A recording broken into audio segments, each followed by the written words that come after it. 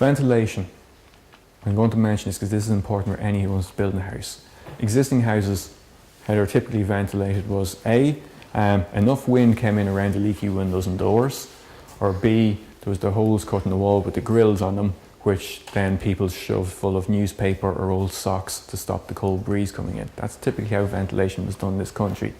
Regulations state we must have a certain amount of ventilation in order to be able to breathe comfortably, not to allow the build-up of airborne diseases, or in any modern household you have carpets, you have furniture, everything like that. Anything that's synthetically manufactured emits vapours which can affect people's health. So we need to make sure they're all taken out, as well as all the cleaning products we use in a modern house.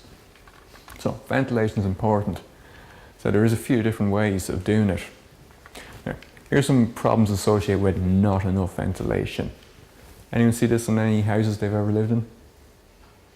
No? Oh, you've been lucky. I've lived in houses that have looked like this, where you just got mold growing on the ceilings and behind the beds and stuff. It's because there's no air movement. People say, oh, it's damp, it's moldy. It's moldy because there's no air movement. Why don't you get damp outside in the ground where it's wet? Or sorry, why don't you get mold outside in the ground when it's wet? Because there's air movement. Yeah, houses with that sort of stuff, why is this moving on its own? It's because there's no ventilation. So we need to have a certain amount of ventilation. A certain amount, not too much. If we've too much, what's the problem? Cooler. Exactly, cooler. Wasting our heating, costing us money in heating. So there's a few different ventilations and I'll talk about them briefly. Heat recovery ventilation is probably the creme de la creme in terms of ventilation systems.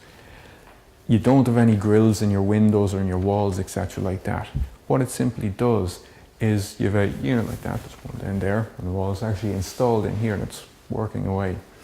What it does is it brings in fresh air from outside, it filters it, takes out any dust or anything like that, and then supplies it into various rooms, living areas, bedrooms, etc. like that.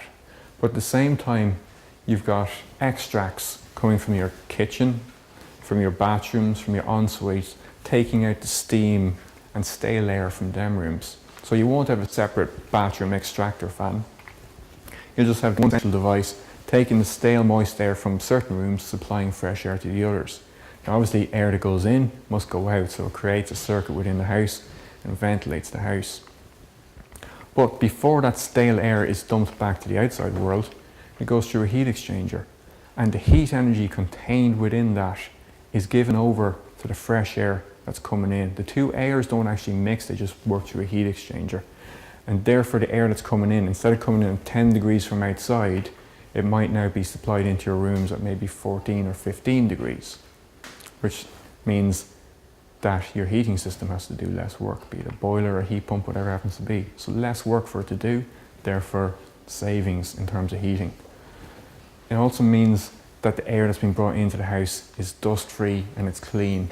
It provides for a healthier atmosphere, and the units are set up to supply just the required amount of ventilation. So you don't have an excess amount of air being brought through the house, but you have enough for the amount of people living in the house and the size of the house itself. So it's controlled. So it doesn't matter how strong the wind is outside. Now, natural ventilation, you know, the grills in the walls, if there's a strong wind outside, it's forcing more air through the house than if there's no wind. If there's no wind, you might have no ventilation. So it controls the ventilation, but also reclaims that waste, well, not so much waste heat, but that heat that's escaping with the waste air that's going back outside. Yeah. Simply, it's typically one unit, well, depending on the size of the house, and a series of ducting installed through walls and in the attic, etc., to the various rooms. Extracts stale moist air, transfers the heat from the outgoing air to the incoming air, and filters pre-warmed air. I done a test inside in here one day. It was 12 degrees outside. It was 20 degrees in here. So it was taking air out at 20 degrees. It was taking in air at 12 degrees, but the air that's been actually supplied in after it had gone through the heat exchanger was at 15 degrees. That was 16 degrees. That was 4 degrees of work that the heating system didn't have to reheat that air up to. Now, as you can imagine, over time that adds up to savings. Now, typically extracts bathrooms, en-suites, kitchen, utility rooms, It applies to the bedrooms, sitting rooms, living rooms, all that. And how the air moves from, say, your sitting room to your ensuite or your bathroom is simply gaps under the door. They recommend a 6mm gap under the door. And you think, oh, I'm not leaving gaps under my doors. Look at any door in your house and find one that doesn't have 6mm underneath. Apart from the one that scrapes across the floor, most of them are standing up, you know, significantly more. That's 1/4 of an inch in other people's language. So it's no issue. There's no special things that need to be done. But it is something that needs to be done at the planning stage of the house, as the house is being built, in order to put it in and design correctly. Here's some just typically installed. There's one up in an attic. I see all the ducting on, nice and insulated. There's one being installed in the house before the ceilings go in, etc. Depending on the construction of your house, depends on how they'll be installed. That's stuff that can all be worked out in the finer details. Yeah. The advantages: clean, filtered, pre-warmed air. Reduction of cold drafts coming into your house, which is important. Cold drafts can account for a certain amount of illnesses that are caused, but that's generally in older leaky houses anyway. Continuous ventilation the whole time. It's not switched on in the morning, switched on in the evening. It's always circulating, always keeping the house ventilated. It's pretty much silent. Can you hear it? No, I can't. It is on. It's probably the lights or the projector you're hearing as opposed to the ventilation. Now, it is down low, to be fair. But typically the unit itself is up in the attic, so it's out of the way. So you wouldn't actually hear the air going in or out through the actual vents. So you just have them little plastic discs coming to your ceiling. That's all what you'll actually see. Now, when you're going to have a shower or whatever, you just hit the boost button, whatever particular make happens to be, and it increases the rate of extract to suck all the steam out of the shower. Take all that nice steam out the heat exchanger in order to heat up incoming air. And now it's just normal rate, it's just set back to the normal ventilation rate. So you got a single unit, a single extractor, which means you're only running the fan that's in the unit as opposed to a fan in any bathroom or ensuite you happen to have. That prevents rather than responds to problems, low breaches of fabric. So if you're talking about building an airtight house, essentially, if you're building an airtight house, you essentially have to have heat recovery ventilation system. There's really no other way about it. You can't put in natural ventilation with an airtight house, because that's like having a, how should you say, a container with holes in it. It doesn't work. So, recovery of running costs on savings and heating load, and improving your energy rating of the house as well. Now, it's not the only ventilation system, there is other options.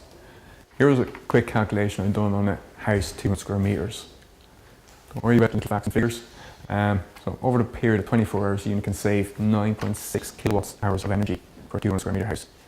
Once that equates to about a litre of oil per day. Just say you're heating a house with oil, it equates to about a litre of oil that you're not going to be burning with the system. Obviously 1 litre, what? 70 cents, what's that? Start adding it up every day. Suddenly adds up. Obviously in the middle of summer it's not going to be saving you that litre of oil. So the payback in it's not a system that's about payback, it's about maintaining proper ventilation inside the house and healthy ventilation. There is a maintenance schedule. Clean filters. Some units is easier than others. That one, for example, you pull it out, you take out the filter, you put in a new filter and you jam it back in. No dismantling, no tools, nothing, very simple. I've worked with other ones where you really need to, officially you should get a service guy to do it, to come along, disconnect the power, undo the screws inside, take out the heat exchanger, take out the filters and replace it. Depending on the make of it, some of them are very simple. But typically you're probably only changing the filter once a year or something like that. And relatively low cost as well. It might only cost you $5 for a set of filters. So it's a low cost thing. But it depends where you live as well. Obviously if there's a lot of particles in the air where you live, just say you live near a quarry or something like that, you have a lot of dust in the air, which means you're capturing more stuff. There's typically coarse filters on the inlet grill that'll prevent any leaves or anything like that coming into the system. Then you might have a slightly finer filter that'll pick up any midges or any small critters like that. And then you have the actual final filter that'll take out dust and pollen, etc. It's particularly suitable for people that suffer from asthma or hay fever, etc. like that. It gives a cleaner indoor air quality as well. And people with such health issues that I've talked to that have lived in houses with HRV said it has dramatically affected their health. They said it has improved it severely when they are actually indoors. I have to remember we spend more than 50% of our lifetime inside in our own houses.